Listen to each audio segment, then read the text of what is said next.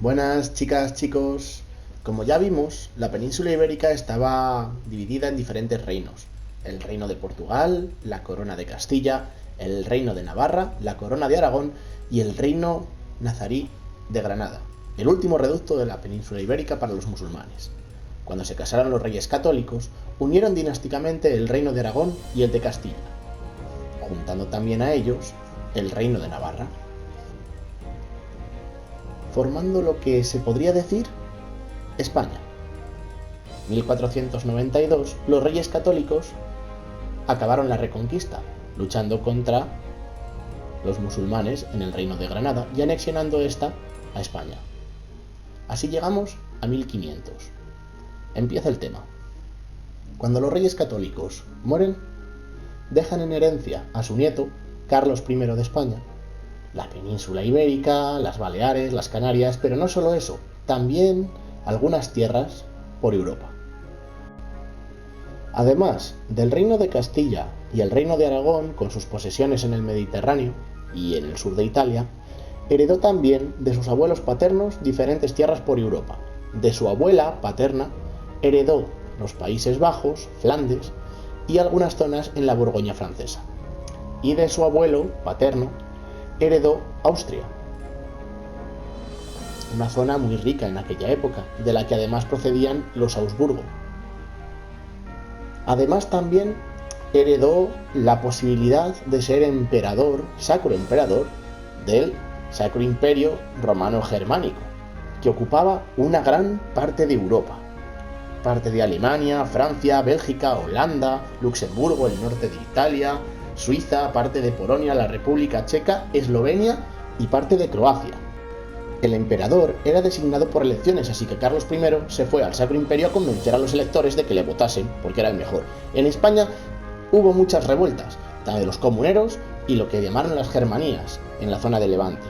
Así que Carlos I tuvo que volver a España para poder defender al reino de estos rebeldes. ¿Qué es lo que pedían? Pues en el caso de los castellanos, que eran los comuneros, pedían que el rey estuviese en Castilla, supiese castellano y que la corte la formasen gente de la tierra, en vez de gente de fuera, como había traído Carlos I los de Flandes. Y las Germanías se levantaron también en la costa de Levante. Así que Carlos I tuvo que venir y combatir contra ellos, ganándoles y ajusticiando a los comuneros, a Juan Bravo, a Padilla y a Maldonado, en Villalar de los Comuneros el 23 de abril de 1521. Pero no, los conflictos no solo eran en España, también en el sur de Italia, en Milán, en Bohemia, en Flandes, en Borgoña. La mayoría de estos conflictos eran contra Francia, que era la otra gran potencia de Europa en aquella época. El rey Francisco I declaró la guerra varias veces a Carlos I de España para arrebatarle diferentes tierras, como Nápoles, Milán, Borgoña o incluso Flandes. Pero Carlos I le ganó en diferentes batallas, llegando incluso a derrotarle en la batalla de Milán y tomándole como prisionero, lo que dio una temporada de paz y de descanso al Imperio Español. Pero no, los conflictos en Europa no solamente eran por territorio, también había conflictos religiosos. De hecho, Carlos I tuvo que combatir a los primeros herejes del catolicismo, los husitas y también a los protestantes. Apoyado por el Papa, fue a combatirles. Pero esta vez allí tenían muchos apoyos, eran muchos pequeños países que lucharon contra él y le derrotaron. Carlos I tuvo que retirarse y aceptar que en Europa había dos religiones, el catolicismo y los protestantes. En esa época, los españoles conquistaron bastante territorio en América Latina y en Centroamérica. Francisco Pizarro, desde Panamá, conquistó al Imperio Inca, todo lo que después fue el Perú español. Y Hernán Cortés, desde la península del Yucatán, conquistó México, lo que antes era el Imperio Azteca. Pero no solo los españoles fueron a Latinoamérica, Portugal también llegó a Brasil y empezó a fundar lo que después sería el Gran Brasil portugués. Ojo, cuidado, que los españoles eran unos poquitos hombres y tenían que conquistar un continente entero lleno de tribus. Lo que pasa es que algunas de esas tribus que estaban oprimidas por las otras se unieron al Imperio Español y les ayudaron a conquistar toda Latinoamérica, acabando primero con los incas y después con los aztecas. En ese momento los españoles se deshicieron de las pequeñas tribus que les habían ayudado, tomando todo el control de América Latina. En 1556 muere Carlos I, rey de España, y le sucede su hijo, Felipe II.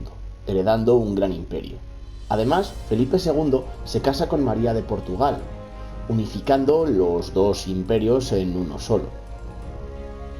Que ojo, no era solamente lo que vemos en la península ibérica, sino que iba mucho más allá. España había conquistado el Perú español y México. Además tenía pues el Caribe, la península ibérica, Italia, las islas del Mediterráneo, Milán, Austria, Flandes, parte de Borgoña. Y Portugal se había dedicado a recorrer el mundo con sus barcos, encontrando Brasil, como ya habíamos visto, pero también la costa oeste de África, el sur, el este, parte de Madagascar, Arabia, India, Indonesia. Recorrió medio mundo y todo eso pasó a formar parte de la corona de España. Pero pocos años después, María de Portugal murió y Portugal se separó. Entonces España se dedicó a expandir el imperio, conquistando partes del norte de África, alguna zona más de Milán, expandiéndose muchísimo por Latinoamérica, por toda Sudamérica, por la costa norte, por México, hasta las zonas que hoy son de Estados Unidos, como Florida o California. El imperio era gigante e incluso llegamos a conquistar las Filipinas, que son unas islas que llevan el nombre por Felipe, claro.